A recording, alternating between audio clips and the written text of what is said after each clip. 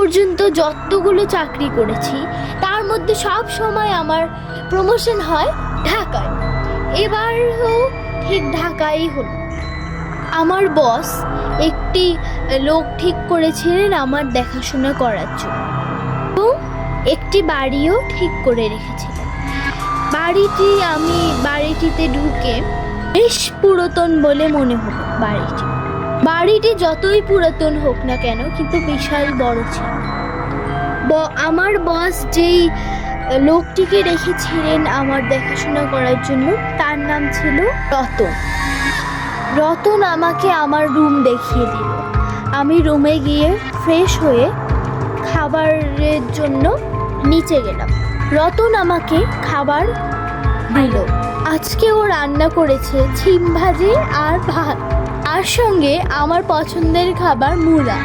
ও বলতে তো ভুলেই গেছি, আমার প্রিয় খাবার মূলা কষা, সেটাই ও রান্না করেছে আজ। খাওয়া দাওয়া শেষে আমি রতনকে বললাম, আর একটু ঢেকুর তুলে বললাম, ও রতন, খুব সুন্দর হয়েছে তোমার খাবারটা। দেখে মনে হলো রতন বেশ খুশি হয়েছে। রতন তার ফোকলা দাঁতে মুচকি হেসে বললেন, ধন্যবাদ আবু। আমি আরামে ঘুমের জন্য উপরে গেলাম। বিছানায় গিয়েই আমার ঘুম ধরে গেল। চোখ যেন আর খুলে রাখতে পারছি না। কখন যে দু চোখ লেগে এসেছে টেরও পাই। হঠাৎ একটা ঠক ঠক আওয়াজে আমার ঘুম ভেঙে গেল। ঘড়ির দিকে তাকাতেই দেখলাম রাত 3টে বাজে। নিচে দেখতে গেলাম কে এসেছে ও রাতে। মেইন দরজা খুলে দেখলাম কেউ নেই। আমি চারদিকে টর্চ মেরে দেখলাম কেউ নেই, শুধু অন্ধকার, ঘুটঘুটে অন্ধকার ছিল। এমনিতেই আমাদের বাড়িটির পাশে ছিল একটা কবরস্থান, কিন্তু আমি এসব ভূত প্রেতে জিন টিনে বিশ্বাস করতাম না। তাই আমি গেটটা লাগিয়ে উপরে চলে গেলাম নিজের রুমে শোয়ার জন্য। কিন্তু যাই হোক, আমার মনে একটা খটকা থেকে গেল। আমি অনেক ঘুমানোর চেষ্টা করলাম, কিন্তু ঘুম ধরতেই চাইলো না। হঠাৎ আমার রুমের দরজা খোলার আওয়াজে তাকালাম দরজার দিকে। তখন দেখলাম রতন আমার রুমে প্রবেশ করলো। 2টো কাপে চা ছিল তার। এসে সে বসলো তার এখানে একটি চেয়ারে। আমাকে সে বলল, বাবু, আপনারও ঘুম আসছে না? আমারও ঘুম আসছে না, চলুন আমরা চা খেতে খেতে গল্প করি। আমিও তার প্রস্তাবে রাজি হলাম। আমরা চা খেতে খেতে গল্প করছি।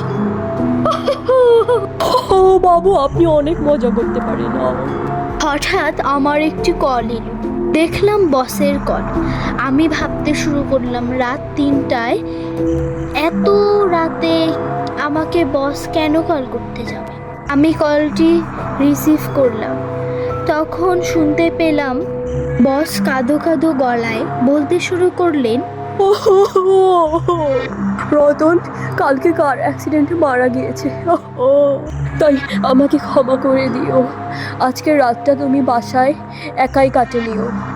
তোমাকে এখানে দেখভাল করার জন্য কেউ নেই। বসের কথা শোনার পর আমার পুরো শরীরে কাঁটা দিয়ে উঠল। তাহলে আমাকে খাবার কে দিল এবং আমি কার সঙ্গে চা খেতে খেতে গল্প করছি? এইসব ভাবার আর কোনো সময় নেই বলে আমার মনে হতে শুরু করল।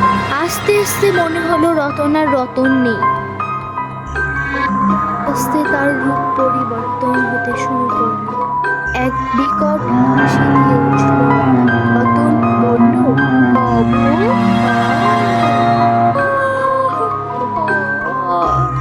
চা খাবেন না বাবু? আমি আমার সারা শরীরের শক্তি দিয়ে যত জোরে পারলাম তত জোরে দৌড়াতে শুরু করলাম।